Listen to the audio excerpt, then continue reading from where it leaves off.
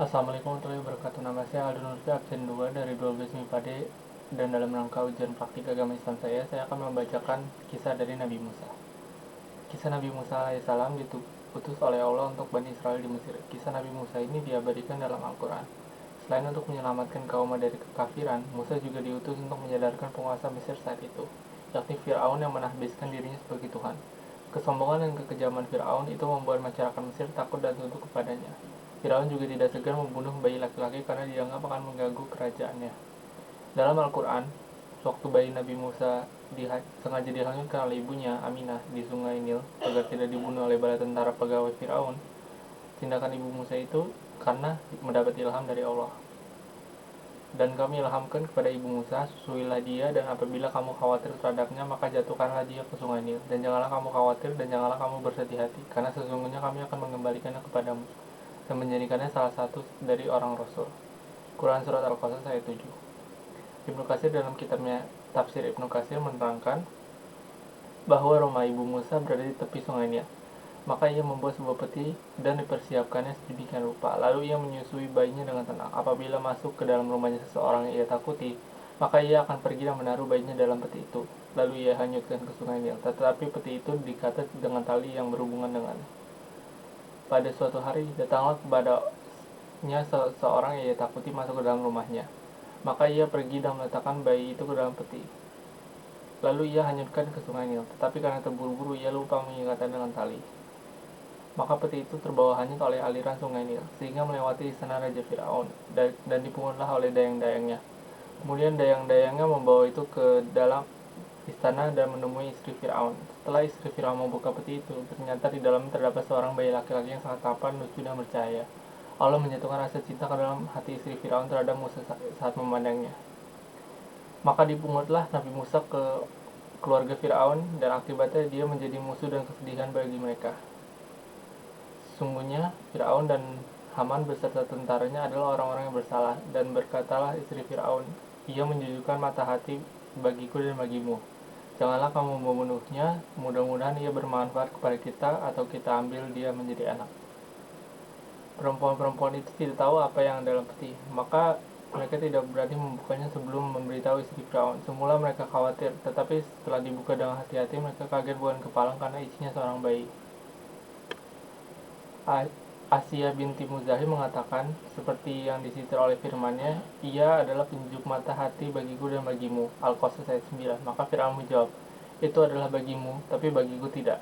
Dan memang kejadiannya adalah seperti yang dikatakan oleh Asia. Allah memberinya petunjuk bagi Musa, sedangkan Fir'aun dibinasakan oleh Allah melalui Musa. Kemudian dikirimkanlah seorang pembawa berita gembira kepada istri Fir'aun. Lalu istri Fir'aun masuk memanggil ibu Musa untuk menghadap kepadanya. Setelah ibu Musa sampai di istana istri Raja Fir'aun, maka ia diperlakukan dengan baik dan dihormati, serta diberi hadiah yang berlimpah. Sedangkan istri Fir'aun tidak mengetahui bahwa dia adalah ibu bayi yang sesungguhnya. Yang diketahui oleh istri Fir'aun hanyalah Musa cocok dengan air susu ibunya. Akhirnya istri Fir'aun menyetujui usulnya untuk menyusui Musa dan memberinya perbelanjaan pakaian, hubungan yang akrab, perlakuan yang baik, dan hadiah yang berlimpah. Pada akhirnya ibu Musa pulang ke rumahnya dengan membawa anaknya dengan hati yang puas lagi disukai. Ternyata Allah telah menggantinya dengan rasa aman yang sebelumnya ia selalu dikecam oleh rasa takut, dan Allah memberinya kemuliaan, kedudukan, rezeki, serta mengalir yang berlimpah. Setelah dewasa, Musa kemudian diutus untuk menyadarkan Fir'aun. Tak hanya itu, Musa juga dihadapkan oleh penguasa rakus, yaitu Qarun, yang politisi busuk dari Haman. Dan sesungguhnya kami telah utus Musa dengan membawa ayat-ayat kami dan keterangan yang nyata kepada Fir'aun, Haman, dan Qarun. Maka ia berkata, ia adalah ahli sihir yang pendusta. Maka tatkala Musa datang kepada mereka dengan membawa kebenaran dari sisi kami, mereka berkata, bunuhlah anak-anak orang-orang yang beriman bersama dengan dia dan biarkan hidup wanita-wanita mereka. Musa berkata, sesungguhnya aku berlindung kepada Tuhanku dan Tuhanmu dari setiap orang yang menyembahkan diri dan yang tidak beriman kepada hari yang berhisab. Fir'aun merasa khawatir bila Musa mengubah pendirian manusia dan mengganti tradisi adat istiadat mereka yang selama itu dibina oleh dia. Dalam sikapnya, Fir'aun berpura-pura sebagai seorang yang mengharapkan kebaikan bagi manusia dan memperingatkan manusia dari Musa, padahal kenyataannya dia yang maling teriak maling. Musa datang kepadanya dengan membawa risalah dari Allah. Tiada yang membantunya kecuali saudara kandungnya yaitu Harun. Tetapi Firaun tetap membangkang, egois, dan emosi dan kecokakannya semakin menjadi-jadi.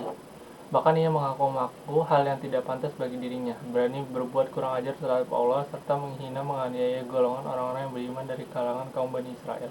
Akan tetapi, Allah memelihara Rasulnya yaitu Nabi Musa dan Nabi Harun, serta meliputi keduanya dengan pertolongannya dan menjaganya dengan mata kekuasaan yang tidak pernah tidur.